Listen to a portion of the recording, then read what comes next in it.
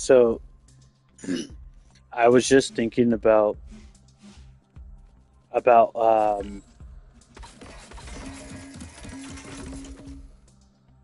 so I was just thinking about hormones, right? And how that applies to a female versus a male. Um I think um that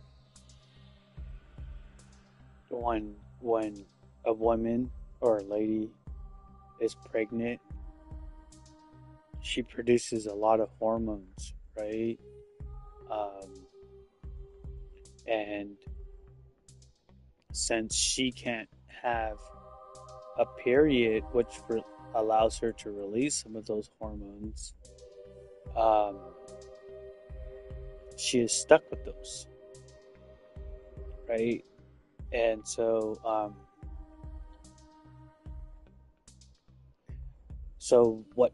how does she act? How's her behavior, right? It's up and down, it's shifting constantly. Even if you're in the best relationship, I'm pretty sure there's times um, where these hormones during pregnancies affect the relationship. Um, it may be like a one-time thing, but I'm assuming it's a possibility. There's like 90% of males out there who have or had a pregnant girlfriend, wife, friend, whatever it may be, and experience some type of um,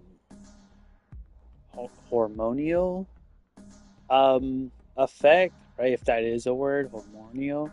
Um, just basically, I'm talking about like some type of like escalation where the female, the human female, is either very like violent, very like stern, um, extremely moody, mad, right? Aggressive, uh, highly, ang- highly agitated, just different types of levels of of like ferociousness, right? Um, so now, what I like to do is like compare humans to animals, right? Since um, there's not too much of a difference in the cell biology aspect of it. Um, that's why like scientists prefer to like experiments on like monkeys, rats, because there's not that much differences between the cells, right? It could go like a little bit more to an extent when you're like describing different type of skeletal systems, um, maybe even cellular systems, right? But I don't know, right? Haven't really gone too in depth into like cells and how different species have different type of cells, um, if that is the case. But what I'm trying to pinpoint here is the relationship or the correlation between um, human species and animal species, right? So, do you think there in some animal species where the female is pregnant and she is utilizing those hormones, right, to channel her aggression towards her prey, towards her spouse, maybe whatever it may be, right? If they're like a like a like a like a lioness, right? Well, she is very protective. She hunts. I'm wondering during that time of her hunting and being pregnant, does that amount like allow her to be more aggressive, right? Um, During certain stages, right? Like where she's like, oh, like I'm barely pregnant. If she even notices that she's pregnant, right? Like if she notices that she's pregnant, or basically aware that she's a pregnant, um, if she's like aggressive a little bit, right, during her hunt, whereas the further along the lines of pregnancy, she kind of becomes a little bit less aggressive during her hunt because she's aware that it could damage her kids. Um, or is it just a full blown aggression during times of the hunt where she's just like aware that she's pregnant, but it's just more like, oh, I gotta feed uh, these kids inside my belly type of like mentality? Or could it be the possible fact that she's aware that she's pregnant and she's just not hunting as much, but towards her pride, she's just a little bit more aggressive, um, things like that, right? Or she could be unaware in all these different situations and be behaving in these type of manners that I described, right? Of her awareness, which is the three different stages, like low, mild, fully blown, um, types of behaviors of like frustration, not frustration, but just like anger, right? Um, and does that apply to the same thing as human species, a human female species, where they display these different types of attitude behaviors that kind of shift periodically through these different phases of pregnancies, um, and um, and what would be the differences, if there is any differences between these two different species that I'm talking about. So um, that's just my curiosity. I have a big curiosity. Um, I just like to theorize. Teachers have told me plentiful that I am a very abstract thinker, and and that I'm smart. I've been getting this for a long. I don't feel that I'm smart. Um, I do think that I kind of know a lot of things, right? I acknowledge that I don't know everything, but even if I don't know it, I still act like I kind of know it because it's just, to me, it's kind of well, it's common sense a little bit. So that's why I kind of feel that I know a lot of things, even when I don't know it. But according to some of these different um, researches that people have done, experiments, right? Basically, that they say it's better. Those who are, I would say, those who are intelligent, those who show signs of intelligence or just are intelligent, um, behave certain behave in certain ways, right? And one of those ways is the acknowledgement of not knowing um, things, right? Stuff like such as um, not knowing like different fields in biology, different terminations of medicine, or the terminology in mathematics, right? So those are like kind of the things saying like, well, I rather admit that I don't know it, so that way I don't look dumb when I'm trying to say it, but I'm like, dude, it's just like give me something and I like that I don't know about, and I can possibly spitball something.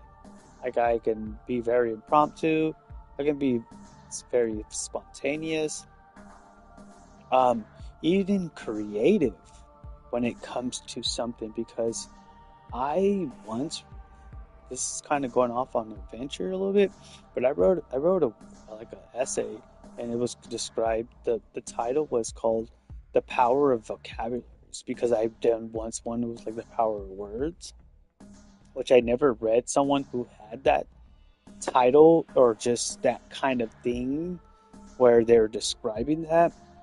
And so the teacher was like, that title was taken, and I was just like, wow, like whoever thought of that is pretty like smart. So I just changed a simple word from word to vocabulary because vocabulary is it's very powerful. It's very emotional and it's very personal. Um, and it can inflict a lot of damage or it can just basically uplift um, damages, right? Uplift someone, right?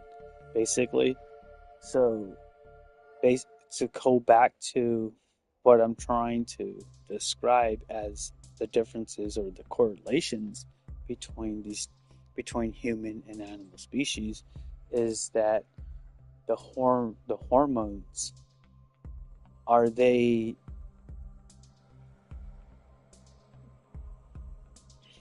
are are these the building blocks that set a foundation of of the futuristic child that is going to be born. Um, could it be the setting stones of something that can be easily or if not difficultly um, altered during pregnancy? Like what? Like I'm curious as in why do certain species, if not all species, including humans and animals, right, um, behave in these type of manners, and if there is like a clue or an idea out there in how to kind of combat or I wouldn't say fight against it, but just like maybe maintain it, or even like treat it or cure it, right? Cure's way better than all of those two that I listed. So if you can cure it, then why wouldn't we be able to do that? Therefore, it kind of solidifies some type of um,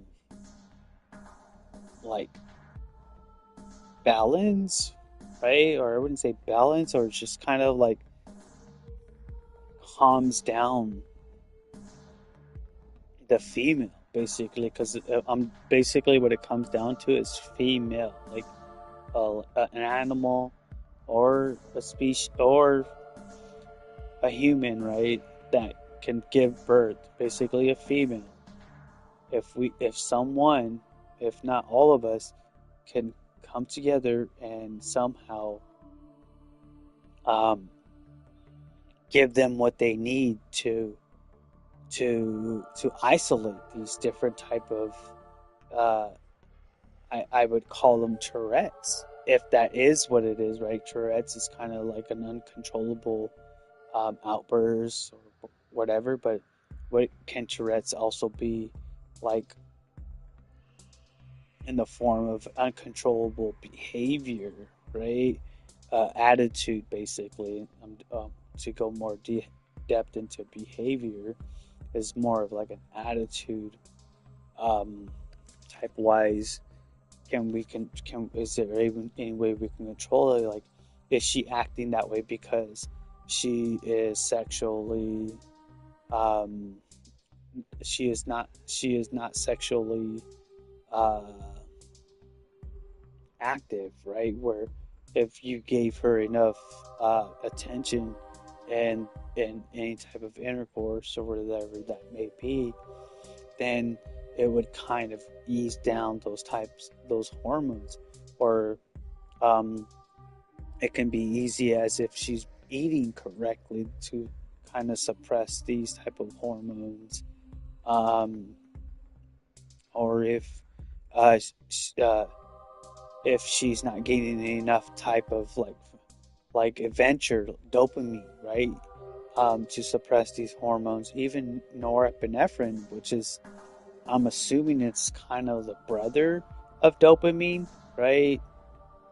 In my freaking brain, that I'm just kind of spitballing, piecing it together, which I never done before, is that the brother of dopamine is norepinephrine because it's adrenaline, it's upper, right? So, anyways, if that may be the case, because I think stress is more of a depressed state of mind, right? When you're stressed out, you're just like, oh my God, you're sad, you're depressed, you're angry, right? But then it kind of, when you're angry, it kind of touches into the norepinephrine, right?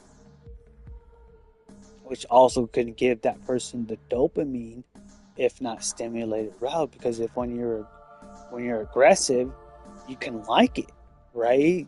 You can like being aggressive, and you get a high off of being aggressive. Like, oh yeah, I just like right in kind of on a spinoff on an example would be like when when a gang member uh kind of tells a story about how he just punked someone, right? And basically like scared an individual, and he's just like, oh yeah, like dopamine, like it's arousal state, right?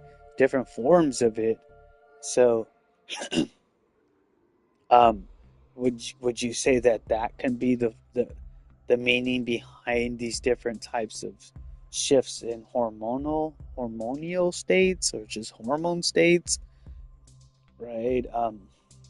So yeah, I'm just curious. Like, I know someone one of these days is basically gonna try, or if not going to do these things. But if, Jesus, I know that, or I feel that I'm I'm being wiretapped, right? And these people are smart. I give credit to them, but they're just stealing my ideas, and I wouldn't be surprised if they steal this one.